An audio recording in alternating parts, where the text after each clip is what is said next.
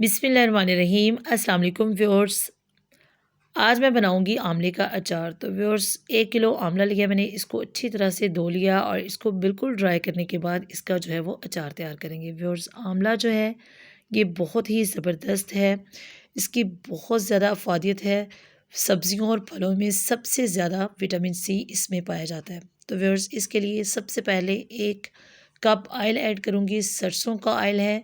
और इसको जो है वो थोड़ा सा गर्म करने के बाद इसमें जो है वो आंवले ऐड कर दूंगी। लेकिन आंवले जो हैं वो आपने बहुत अच्छे से ड्राई कर लेने हैं किचन टॉवल के साथ, या फिर आप किसी भी साफ़ और खुश्क कपड़े के साथ जो है वो अच्छी तरह से इनको ड्राई कर लीजिएगा। तो व्यूअर्स ऑयल जो है वो गर्म हो चुका है। अब इसमें जो है वो आंवले सारे ऐड कर देने हैं। जितने भी आपने आंवलों का अचार डालना है आप एक ही दफ़ा में इनको ऐड कर दीजिएगा ताकि ये एक जैसे कुक हों। बहुत जल्दी जो है वो आंवले का अचार तैयार हो जाता है व्यूअर्स, कोई ख़ास मेहनत इसके लिए हमें नहीं करना पड़ेगी। जस्ट आपने सरसों के ऑयल को गर्म करना है और उसमें जो है वो ड्राई किए हुए आंवले जो है वो आपने ऐड कर देने हैं। नमी बिल्कुल भी मौजूद नहीं होनी चाहिए। कोई भी अचार जब आप डालते हैं, आम का डालें, सब्ज़ मिर्च का डालें, या फिर आप किसी भी और सब्ज़ी का अचार डालते हैं तो बिल्कुल ड्राई होनी चाहिए। जिस भी वेजिटेबल का आप अचार डालें, अगर नमी मौजूद होगी तो उससे क्या होगा कि अचार ख़राब हो जाएगा।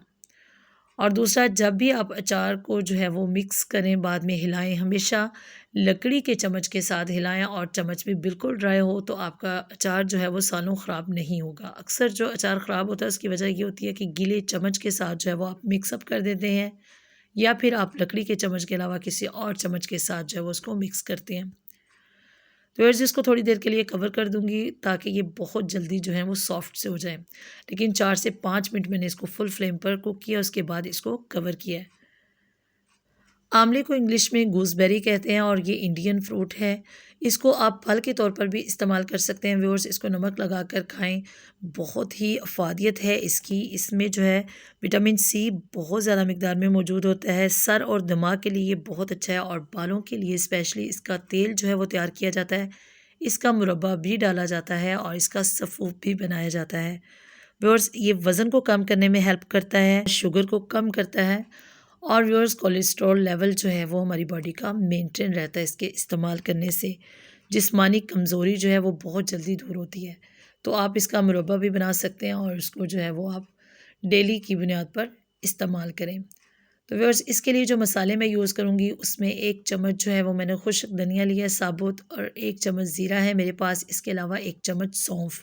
इन तीनों को मैंने बहुत अच्छे से साफ़ कर लिया था व्यूअर्स। अब इनको मिक्सर में ऐड करके जो है वो इसका पाउडर तैयार कर लेंगे और इसको भी अचार में यूज़ करेंगे।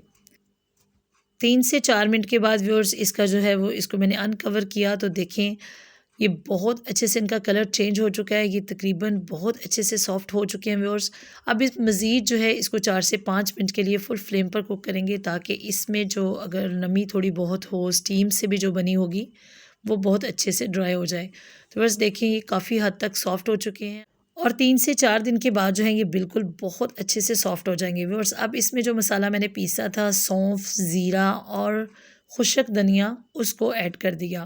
तकरीबन ये 3 चम्मच के करीब तैयार हुआ है और इसको सारे को मैंने इसमें ऐड कर दिया।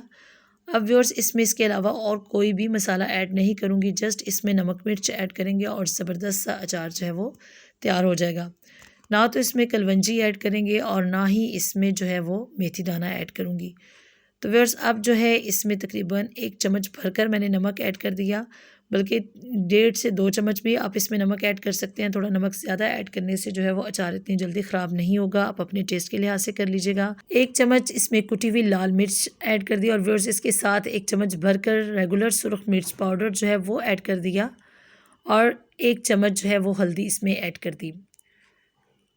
आप चाहें तो चिली फ्लेक्स ही ऐड कर लें 2 से ढाई चम्मच भरकर, और आप चाहें तो रेगुलर सुरख मिर्च भी यूज़ कर सकते हैं, लेकिन चिली फ्लेक्स से जो है वो बहुत अच्छा सा इसका जो है वो कलर आता है और बहुत अच्छी सी लुक आती है इसकी। व्यूअर्स इसको अच्छे से मिक्सअप करेंगे। अब जब इसमें मैंने स्पाइसेस ऐड किए हैं तो इसकी फ्लेम जो है वो इसको लो कर दिया है। अब लो फ्लेम पर इसको 3 से 4 मिनट के लिए जो है वो कुक करेंगे और इसकी फ्लेम को ऑफ़ कर देंगे। ज़बरदस्त सा अचार तैयार है व्यूअर्स। इसको जो है आप किसी भी एयर टाइट जार में रख कर जो है वो महफूज कर सकते हैं। अगर आपने इसको ज़्यादा देर के लिए महफूज करना है तो आप इसमें इतना ऑयल ऐड कीजिएगा कि जिसमें ये बहुत अच्छे से डिप हो जाए।